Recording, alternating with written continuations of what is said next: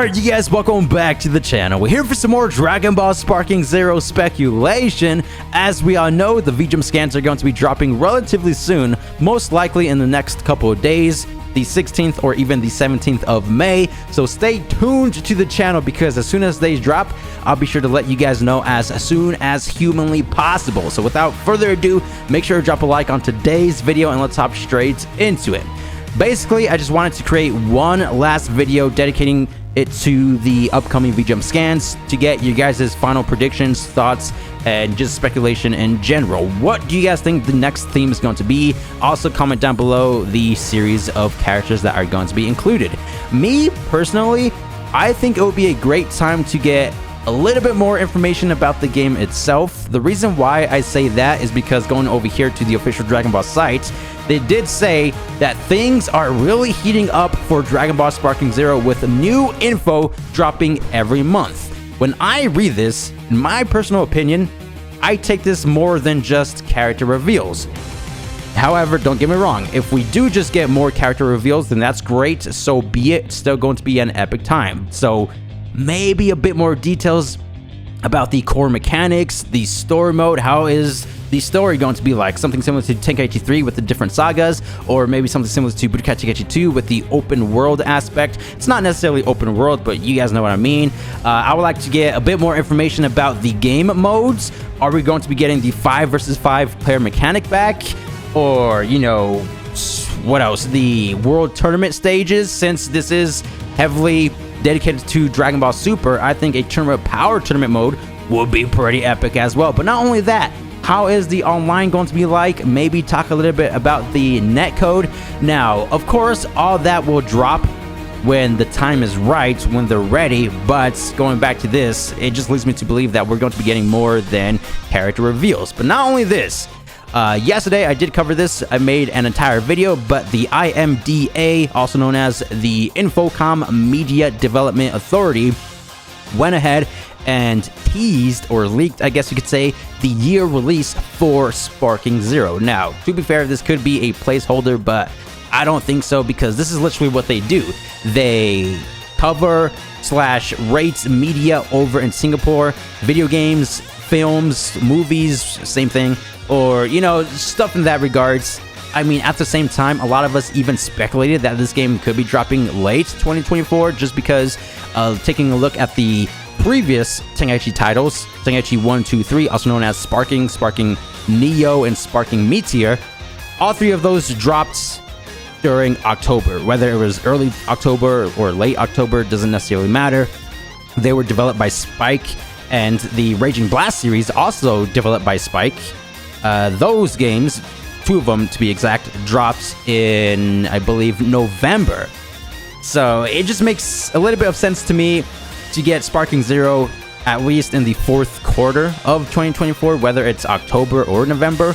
However, at the same time, I always advise us to wait for an official source such as Sparking Zero themselves, Spike Chunsoft, or Bandai Namco. We usually get the release window through the publisher, in this case being Bandai Namco, and I always bring this up as well. Summer Game Fest happening next month. That's like the perfect opportunity for them to give us that information. Now, of course, it's not confirmed by any means.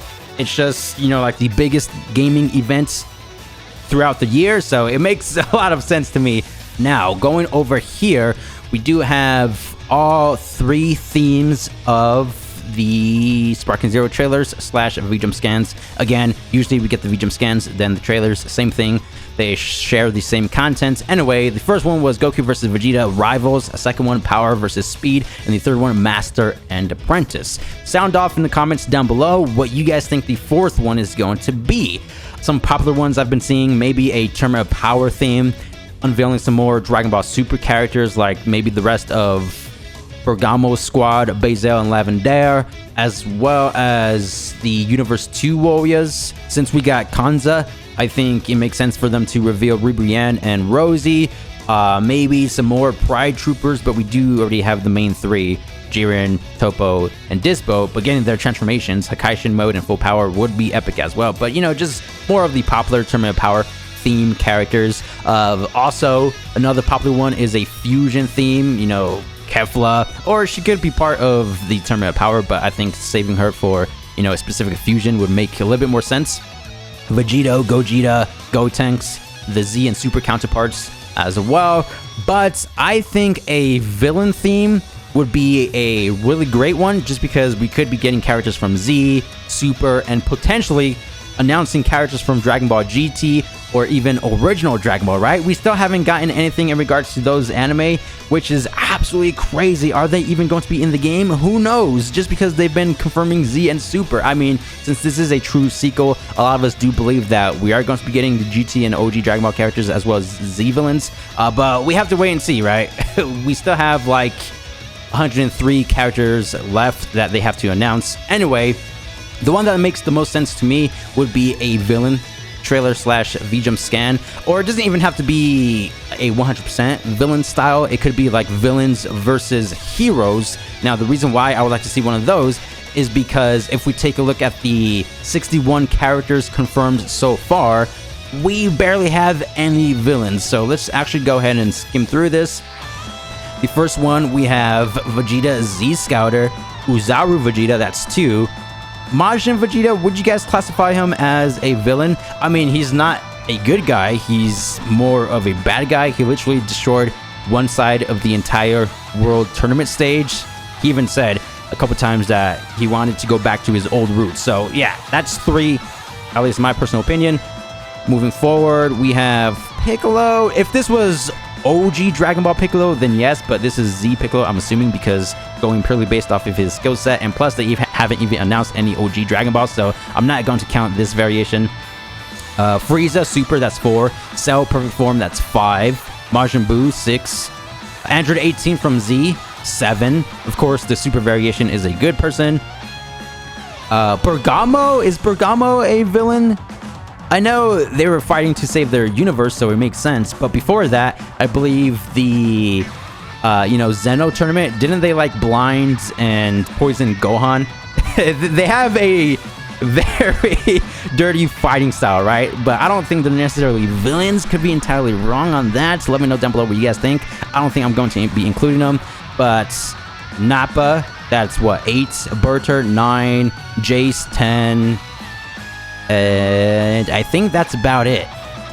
Yeah, so 61 characters confirmed, and 10 of them are villains. So that's a sixth of the roster so far. This is why we need a villain slash heroes, or maybe just a villain character theme. I mean, we have more of the obvious characters that they could announce, like the rest of Cell's forms, imperfect, semi-perfect, and perfect. Majin Buu, Evil Buu could potentially return to Sparking Zero. Not entirely sure about that, but Kid Buu, Super Buu, Gotenks, and Gohan Absorbed for sure. Raditz, just because that will conclude the Sand Saga. We already have Scouter Vegeta and Nappa. The rest of the Ginyu squad, Jace, Raccoon, and Guldo.